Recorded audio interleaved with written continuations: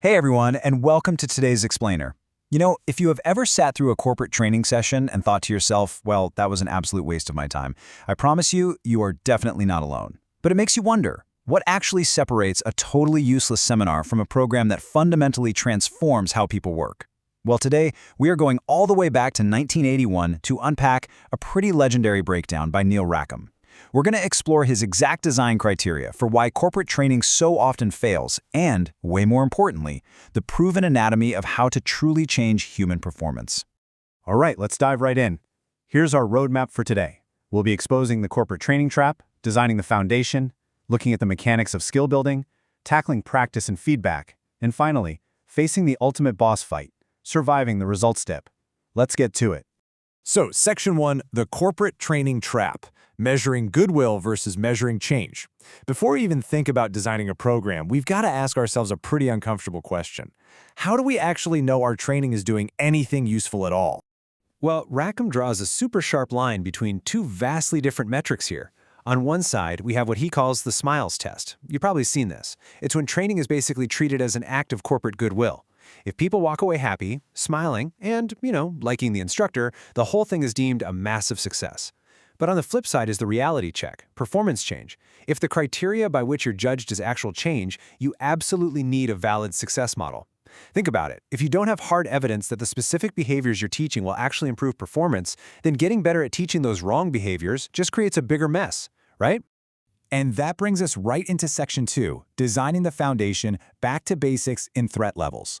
Okay, so once you've actually got that valid success model in hand, how do you start building?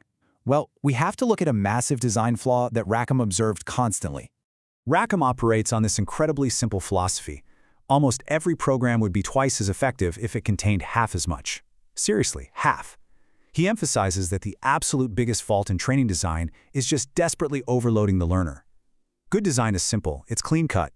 It strips away all those complex second-order skills and focuses purely on the basic first-order building blocks.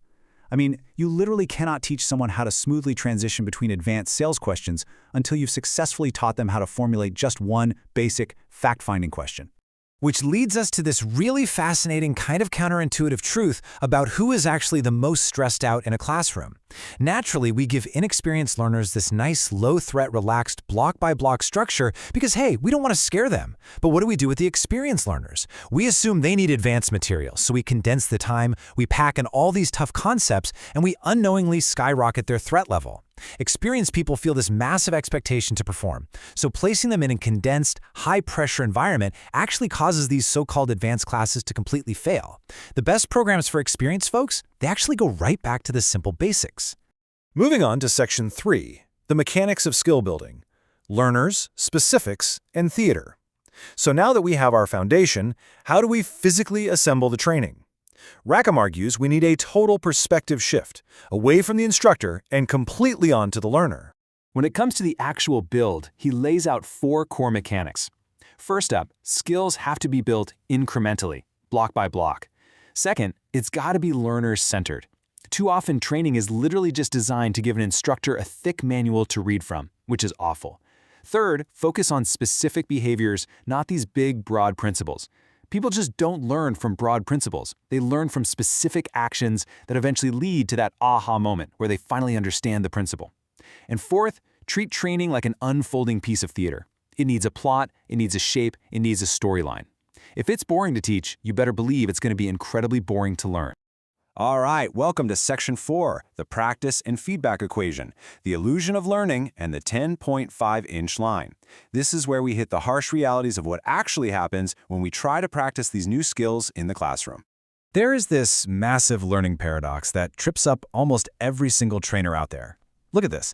When a learner tries a new skill for the very first time, their perceived learning is sky high because, well, it's novel, but their actual observable skill is really low. By their 5th attempt, they're usually pretty bored. Their perceived learning has totally plummeted, and they feel like they aren't learning anything new at all. But if you measure their actual skill, it is significantly increased. Because people just naturally equate novelty with learning, it is incredibly difficult to get learners to repeat exercises, even though that repetition is exactly what drives actual skill acquisition. And that brings up a really big issue: practice time. Have you ever seen a training course boast that 50% of our class is dedicated to practice? Well, Rackham actually breaks down the math on this, and it's wild. Imagine an 8-hour class for 12 people. 50% practice means 4 hours. But it's completely useless to practice without an instructor right there to observe you. So if 12 people have to share those 4 hours of instructor time to perform and get feedback, that highly promoted 50% practice time mathematically dwindles down to just 20 measly minutes of actual practice per person. Crazy, right? To prove exactly why unguided practice is so dangerous, Rackham uses this absolutely brilliant exercise. He hands a student a marker, asks them to step up to a blank flip chart, and tells them to draw a 10.5-inch line. They take a guess and draw one. Then he says, "Practice. Draw another one." The student usually asks, "Well, how long was the first one?" And Rackham refuses to tell them. He just says, "Keep practicing." The crucial takeaway here is this: practice alone does not make perfect. Feedback is the magic ingredient that makes practice effective. Without an objective progress check, without a ruler to tell you how close you actually are to 10.5 inches, your practice just gets sloppy. You end up drawing random 18-inch lines. Simply increasing practice time is completely useless unless you also increase the amount of objective feedback happening at the exact same time. Now, let's see how all of this builds into the absolute most critical part of this entire explainer. Section 5, Surviving the Results Dip, the ultimate boss fight. Seriously, what happens when the classroom door finally closes and the learner goes back to their desk? This 4-step sequence is what Rackham calls incorporation lag. And let me tell you, it is the killer of all training. Step 1, the learner bravely tries the new behavior on the job. Step 2, their performance results actually drop. They literally get worse. Step 3, panicking because they are judged on those results. They abandon the new behavior entirely. And step 4, they go right back to their comfortable old habits.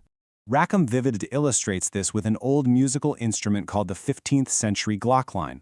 Think about it. If a teacher tells you the proper technique is to keep your fingers really low on the keys, you're going to try it.